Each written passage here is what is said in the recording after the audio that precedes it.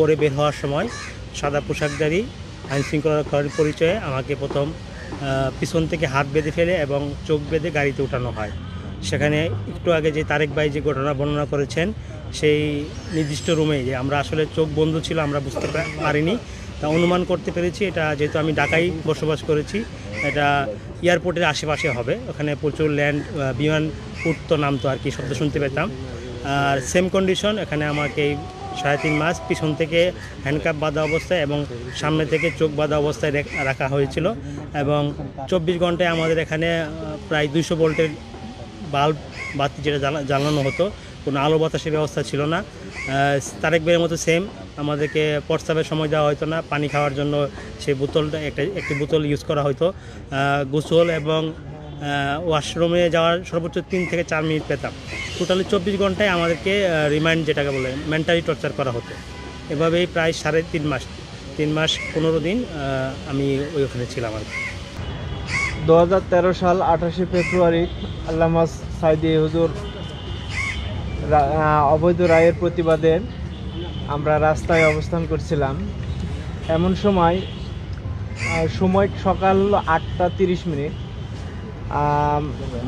আমরা বুঝতেই পারি নাই, হঠাৎ করে 6-7 প্লাটুন পুলিশের গাড়ি এবং র্যাবের গাড়ি, বিজেপির গাড়ি, কিন্তু বিজেপির গাড়িতে, পুলিশের গাড়িতে বেশিরভাগই ছিল যুবলীগ, ছাত্রলীগ এবং অঙ্গ সংগঠনের বিভিন্ন হাতুয়ার বাহিনী এবং হলো বিভিন্ন বাহিনী, লাঠিয়াল বাহিনী।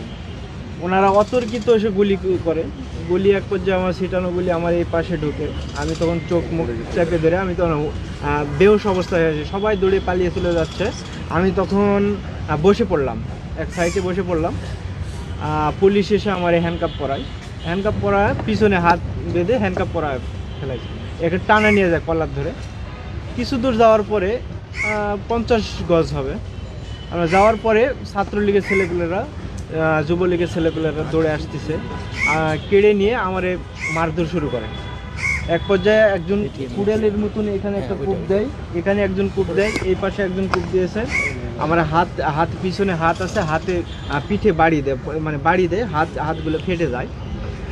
তারপর এক পর্যায়ে যখন ওরা ফেলা রাখে, আমার মারতেছিল। মারার পর এক পর্যায়ে একজনা বাড়ি দিছে এখানে হকি স্টিক দিয়ে। এখানে বাড়ি দেওয়ার পরে আমি বেহুশ হয়ে গেছি। এরপরে আমি আর বলতে পারবো না। ওনারা অনেকক্ষণ পিটানোর পর মনে করছে যে মারা গেছে। ওনারা যখন মনে করছে যে মারা গেছে, ওই পুলিশের গাড়িতে উঠায় হ্যান্ডকাপ অবস্থায় আমার ব্রিজ থেকে ফেলা দিয়েছে। ব্রিজটা ছিল পরে ওনারা দেখিয়া করছে, আনুমানিক করছে 30 ফুট থেকে 35 ফুট উঁচু হবে, উঁচু থেকে ফেলা দিয়েছে। ফেলানোর পরে তখন আমি বেহুশ।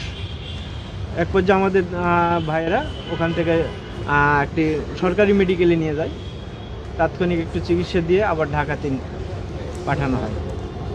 আমার অপরাধ ছিল যে বাংলাদেশ ইসলামী ছাত্র শিবির করি, এই কারণেই আমার এত নির্যাতন, এত জুলুম বা এই শাস্তি। আমি পড়াশোনা করতাম, 2013 সালে আমার ফার্স্ট সেমিস্টার ছিল, মাস্টার্স দিতে পারি নাই। আমার কাগজপাতি সব কিছু কলেজ থেকে সব পরে শোনা গেল যে পোড়া ফেলাইছে নাকি, ফেলা দিয়েছে, বলতে পারবো না। পরে শুনছি 2 বছর পরে আমি পরীক্ষা দিতে চাইছিলাম, আমার পরীক্ষা দিতে দেয় নাই, পরে আর পরীক্ষা দেওয়া হয় নাই।